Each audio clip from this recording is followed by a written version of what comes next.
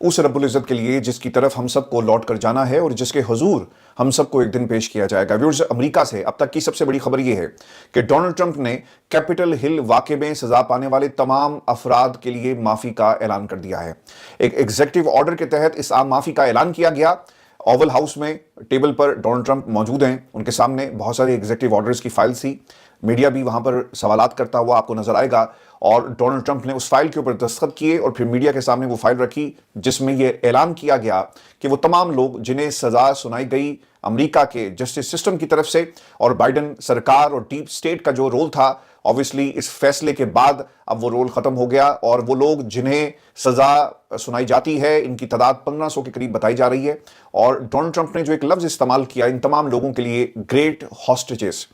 تو یہ وہ لوگ ہیں جنہیں کیپٹل ہل میں پکڑا گیا، ان کے خلاف مقدمات چلائے گئے، اور ان کا صرف جرم یہ تھا کہ انہوں نے ڈیپ اسٹیٹ کو چیلنج کیا، امریکہ کے اس نظام کے سامنے کھڑے ہو گئے جو ڈونلڈ ٹرمپ کو جمہوریت کے راستے سے ہمیشہ کے لیے ہٹانا چاہتے تھے۔ لیکن یہ ایک آج کا فیصلہ ایک بہت بڑی جیت ہے، اور یقیناً وہ تمام لوگ جو ڈونلڈ ٹرمپ کے مشکل وقت میں ان کے ساتھ کھڑے تھے، اس فیصلے کے بعد انہیں یقیناً ایک اعتماد ملے گا۔ اور اگر آپ اس ویڈیو کو دیکھیں نا تو ڈونلڈ ٹرمپ نے تاریخی الفاظ کہے کہ یہ گریٹ ہاسٹیجز ہیں اور یہ اپنی فیملیز کے ساتھ بہت جلدی موجود ہوں گے۔ اور پھر جب وہ اس کے اوپر دستخط کر رہے تھے تو ایک جملہ انہوں نے کہا کہ میں امید کرتا ہوں کہ وہ آج رات کو اپنے گھروں میں واپس آ جائیں، یعنی سینس آف ارجنسی آپ کو ڈونلڈ ٹرمپ کے چہرے پر ان کی گفتگو میں نظر آئے گی۔ پھر کسی صحافی نے وہاں پر سوال بھی کیا کہ کیا آپ تمام لوگوں کو مکمل معافی دے رہے ہیں، تو انہوں نے کہا جی کہ کمپلیٹ معافی، یہ نہیں ہے کہ 1 سال 1.5 سال یا 2 سال جن لوگوں کو سزا دی گئی یا اس سے زیادہ سزا ہے تو ہم کچھ سال کم نہیں کر رہے، بلکہ ہم مکمل عام معافی کا اعلان کرتے ہیں۔ 1500 کے قریب جی یہ لوگ ہیں جن کے بارے میں یہ کہا جا رہا ہے، اور یہ ایگزیکٹو آرڈر کے تحت یہ تمام چیزیں امریکہ کے اندر ہوئی ہیں۔ اب میں آپ کو نا اس واقعے کے ساتھ جڑے ہوئے پاکستان کے تناظر میں کچھ جو اہم شواہد جو پاکستان کے اندر 9 مئی کے حوالے سے ہوا اور پھر سملیرٹیز کیا ہیں۔ پاکستان کے اندر کیپٹل ہل کے واقعے کو لے کر کوئی ایک سیاستدان ہے جی، پوری نون لیگ کی کابینہ میں بیٹھے ہوئے بڑے بڑے جتنے بھی آپ کو لوگ نظر آئیں گے جو بڑے عہدوں کے اوپر بڑی بے شرمی کے ساتھ بیٹھے ہوئے ہیں، ان تمام لوگوں نے اسٹیٹمنٹ جاری کی کہ دیکھیں جی کیپٹل ہل میں جو کچھ ہوا آپ 9 مئی سملیرٹیز ڈھونڈتے رہے، ایسا ہی ہوا۔ مریم نواز کی اسٹیٹمنٹس موجود ہیں، انہوں نے ڈونلڈ ٹرمپ کو، عمران خان کو کہا کہ یہ پاکستان کا ڈونلڈ ٹرمپ ہے،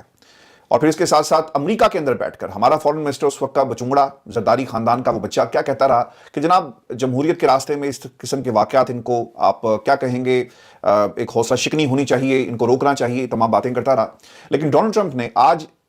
اس عام معافی کے اعلان کے بعد یہ ثابت کر دیا اس عمارت کی کوئی حیثیت نہیں تھی، اس سامان کی کوئی حیثیت نہیں تھی، ان تصویروں کو جنہیں دیواروں سے اتار کر نیچے پھینک دیا گیا ان تصویروں کی کوئی حیثیت نہیں تھی۔ اگر کسی چیز کی حیثیت تھی تو وہ امریکی عوام تھی جو ڈیپ سٹیٹ کے خلاف اٹھ کھڑی ہوئی اور ایسے ایوانوں کے خلاف انہوں نے آواز بلند کی جہاں سے ڈونلڈ ٹرمپ یا پھر جمہوری طاقتوں کے خلاف فیصلے آتے تھے، اور ڈونلڈ ٹرمپ نے ان لوگوں کو، ان کے جذبوں کو قدر کی نگاہ سے دیکھتے ہوئے آج اس عام معافی کا اعلان کیا۔ ویورز، اس فیصلے کے بعد obviously کچھ لوگوں کی جو نیندیں وہ حرام ہو چکی ہوں گی، اور پاکستان کے اندر اب اسٹیبلشمنٹ کا ایک نیا چہرہ بنانے کی کوشش کی جا رہی ہے۔ یہ لوگ کون ہیں اس پر پروگرام میں تفصیل سے ہم بات کریں گے، لیکن میں آپ کو اس سے پہلے یہ بتا دوں کہ امریکہ کے اندر ایک خط لکھا گیا ہے ڈونلڈ ٹرمپ کو۔ کچھ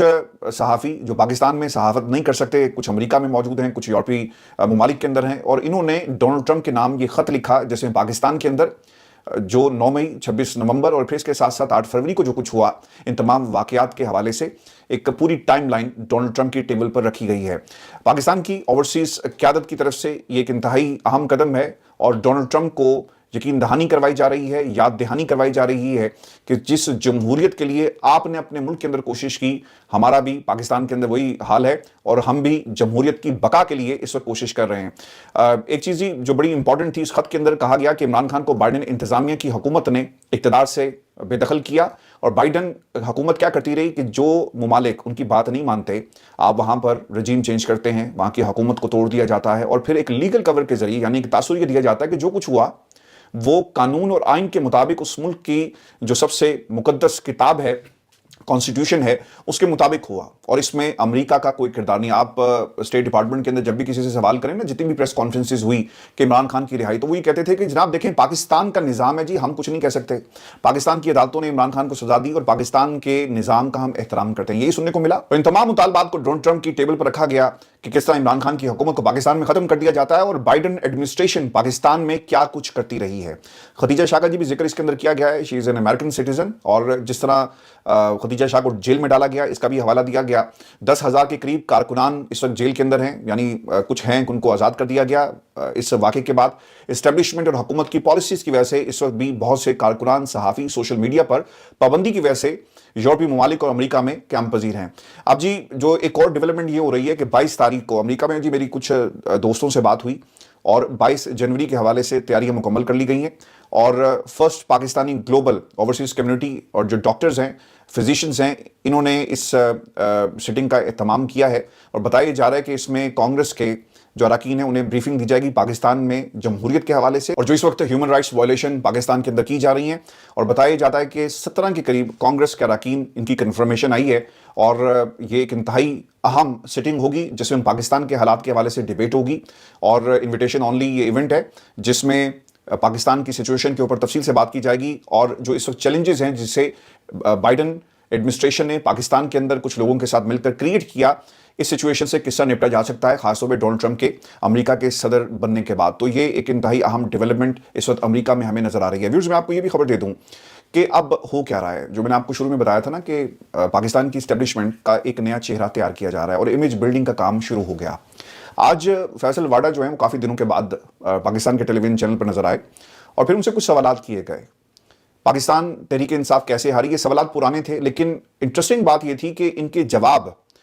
جو نمائندگی کرتے ہیں فیصل واڈا پاکستان کی اسٹیبلشمنٹ کی, وہاں سے آپ کو ڈیفرنٹ قسم کے اور نئے جواب ملے. سوال وہی تھے کہ 8 فروری کو کیا ہوا, پاکستان تحریک انصاف مقبول جماعت ہے, عمران خان سب سے بڑی طاقت ہے, پاکستان تحریک انصاف اور عمران خان پاکستان تحریک انصاف. یہ سوال پرانے ہیں اور سب کو ان کا جواب ہی پتا ہے, لیکن آج جو ڈیفرنٹ چیز ہوئی ہے, فیصل واڈا صاحب یہ کہتے ہیں جب ان سے یہ سوال کیا گیا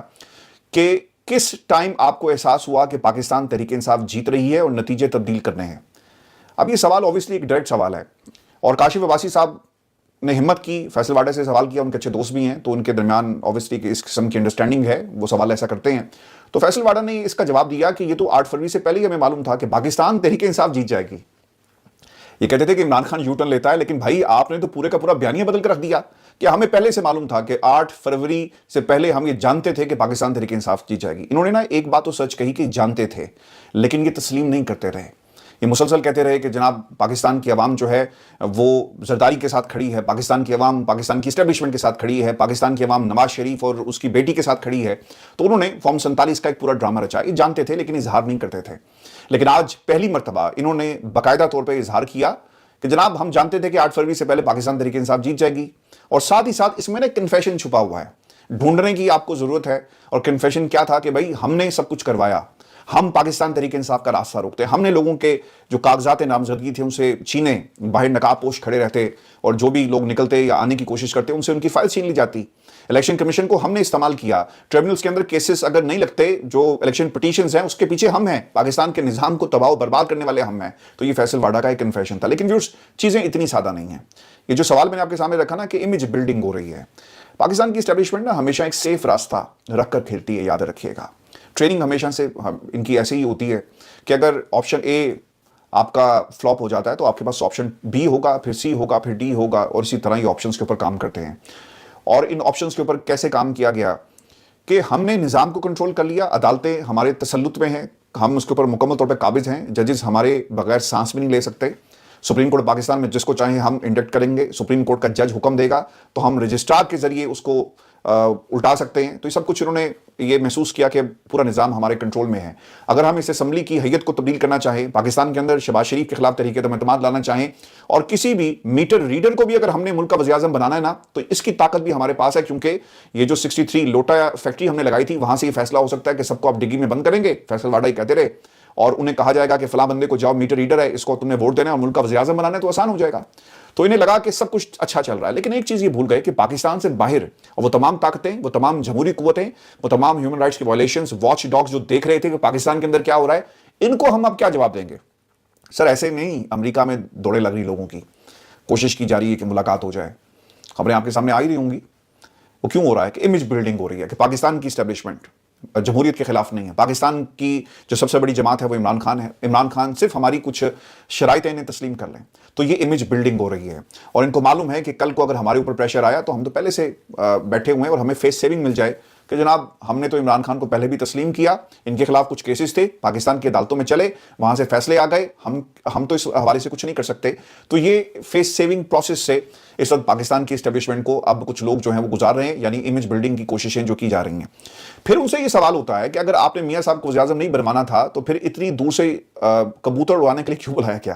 ایسے میاں صاحب نے نا ہمیشہ ان کی میمز ہی بنتی ہیں جی، ان کی باتیں، چرچل کی جو گفتگو دوسری جنگ عظیم کے بعد انہوں نے جسٹس سسٹم کے بارے میں جو باتیں کہی، کورس آپ پڑھتے ہی ہیں نا، ان کے بارے میں دنیا کے جو پولیٹیکل سسٹمز ہیں، جو کتابیں ہیں، جو نصاب ہے وہاں پہ پڑھایا جاتا ہے کہ چرچل نے دوسری جنگ عظیم میں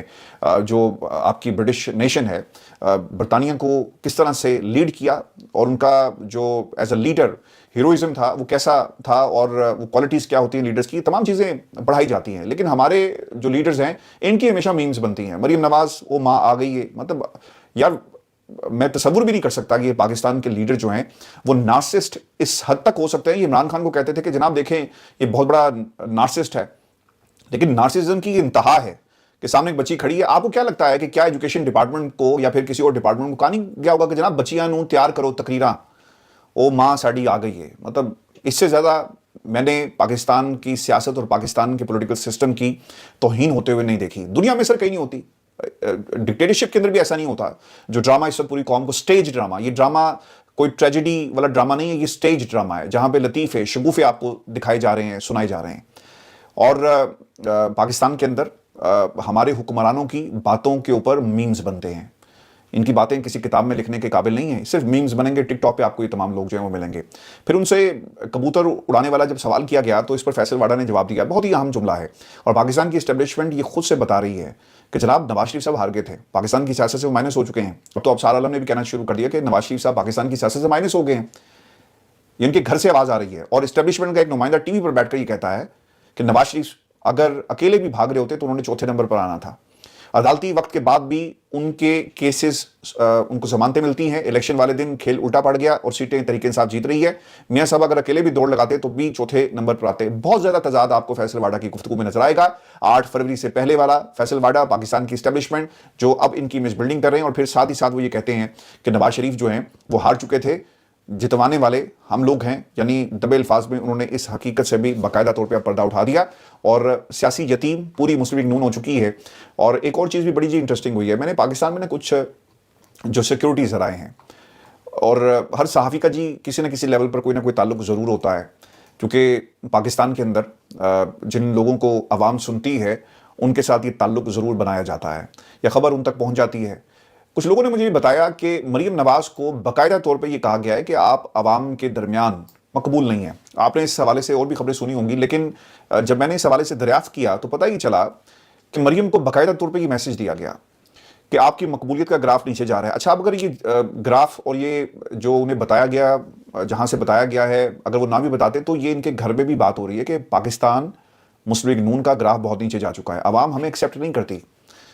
عوام کے پاس ہمیں اگر دوبارہ جانا ہے تو ہمارے پاس پولیٹیکل کیپٹل نہیں ہے، اس کیپٹل کو حاصل کرنے کے لیے ہمیں اپنے آپ کو عوام اور نوجوان نسل کے ساتھ کنیکٹ کرنا ہے۔ اور اس کا طریقہ یہ ہے، کیونکہ ویورز ہو یہ رہا ہے نون لیگ کے اندر میری جب بھی بات ہوتی ہے تو بتایا جاتا ہے کہ مریم کو آنے والے دنوں کی تیاری کروائی جا رہی ہے کہ وہ اپنے آپ کو پاکستان کی عوام کے ساتھ کنیکٹ کریں، نوجوانوں کے ساتھ کنیکٹ کریں، کیونکہ اب نواز شریف صاحب تو مائنس ہو گئے اور گھر کے اندر سے لوگوں نے انہیں ریپلیس کیا، تو فیوچر جو ہے ان کے نزدیک وہ مریم کا ہے، اور مریم جو ہے وہ اپنے آپ کو کنیکٹ کر کے یہ پولیٹیکل کیپٹل کو دوبارہ حاصل کرنے کی کوشش کریں گی، کیونکہ فیوچر میں ہم نے مریم کے ذریعے ہی پاکستان میں اپنی سیاست کی جو وراثت ہے اسے چلانا ہے۔ تو یہ ان کی پلاننگ ہے۔ ایک پلاننگ یہ کر رہے ہیں اور ایک پلاننگ میرا رب کرتا ہے، اور اس پلاننگ کے آگے کوئی نہیں ٹک سکتا۔ آج جسٹس منصور نے کہا نا کہ آپ جو مرضی کر لیں، پلاننگ اللہ تعالیٰ کی بھی ایک ہے۔ آپ کی پلاننگ یہ تھی کہ آپ اس فائل کو روکیں گے، اور وہاں پر بھی ایک بڑا ایک انٹرسٹنگ واقعہ پیش آیا جی، اور سپریم کورٹ آف پاکستان نے کیا جی کہ رجسٹرار کے خلاف توہین عدالت کیس کو ڈی لسٹ کر دیا۔ دیکھیں جی، اس ملک کا سپریم کورٹ آف پاکستان کا جج ہمیں بالکل بے بس نظر آتا ہے، اس کے ہاتھ پاؤں باندھ کر آپ اسے کرسی پر بٹھاتے ہیں اور کہتے ہیں کہ ہن کر کے دکھا انصاف۔ تو پاکستان کے اندر ایک رجسٹرار کی اتنی حیثیت ہے کہ وہ ڈی لسٹ کر رہا ہے، اور ہوا کیا جی کہ سپریم کورٹ رجسٹرار آفس نے کیس ڈی لسٹ کرنے کا نوٹس جاری کر دیا ہے۔ ڈی لسٹ ہونے کے بعد سپریم کورٹ میں کل کیس کی سماعت یعنی آج نہیں ہوگی، اور سپریم کورٹ کے ایڈیشنل رجسٹرار جوڈیشل نذر عباس کو عہدے سے ہٹا دیا گیا۔ اعلامیے میں کہا گیا کہ ایڈیشنل رجسٹرار جوڈیشل نذر عباس سنگین غلطی کے مرتکب ہوئے، اور رجسٹرار سپریم کورٹ کو معاملے کو دیکھنے کی ہدایت کی گئی۔ एडिशनल रजिस्ट्रार जुडिशल ने आईनी बेंच का मुकदमा गलती से रेगुलर बेंच के सामने समाअत के लिए मुकर्रर किया। नतीजतन सुप्रीम कोर्ट ऑफ फरीकैन के वक्त और साइल का ज़िया हुआ। अच्छा, वो इस तरफ आ ही नहीं रहे कि जो सवालात पूछे गए हैं हम उसको उठाएं, और एक जज की बेतौकीरी किस तरह से की गई, वो ये कह रहे हैं कि इसने गलती की है। ये इसकी जुर्रत कैसी हुई कि इसने एक आईनी बेंच का केस उठाकर दूसरी अदालत में भेज दिया, तो अब ये भुगते। और ये ओएसडी बनाना सिर्फ एक ड्रामा होता है। आज तक इस मुल्क में ये जो श्रीलंकन क्रिकेट टीम पर हमला हुआ, जुडिशल कमीशन बनाया गया, पुलिस अफसरान थे, किस तरह बचाया गया लोगों को। और फिर आपने मॉडल टाउन के अंदर कितने पुलिस अफसरान थे जो गुल्लू भट्ट को शाबाश देते रहे। क्या बना जी उनका? किस अदालत में उनका केस चला? किसको सजा मिली? सब कुछ जो है वो गायब हो गया, क्योंकि अगर उनको सजा मिलेगी, ब्यूरोक्रेसी को सजा मिलेगी, तो फिर सियासतदान जिसके हुक्म से ही सब कुछ होता है फिर उसे भी पकड़ा जाएगा। तो ओएसडी बनाकर आप उसे कहीं और नवाज देंगे। लेकिन एक जज आज हार गया, बल्कि 3 जज आज हार गए, और एक जो रजिस्ट्रार था वो जीत गया, और उसने अपना फैसला जो है वो उसके ऊपर ना सिर्फ हुक्म जारी किया बल्कि उसे मना भी लिया। हो कहाँ से रहा है, इसमें भी एक बड़ी इंटरेस्टिंग बात है। मैंने ना सुप्रीम कोर्ट पाकिस्तान में एक हमारे दोस्त हैं रिपोर्टर, उनसे बात की, तो उन्होंने ना कुछ इंटरेस्टिंग, हमारी गुफ्तगू के दौरान कुछ इंटरेस्टिंग चीज़ें हमारे सामने थी, और वो क्या थी ये मैं आपके साथ शेयर कर देता हूँ।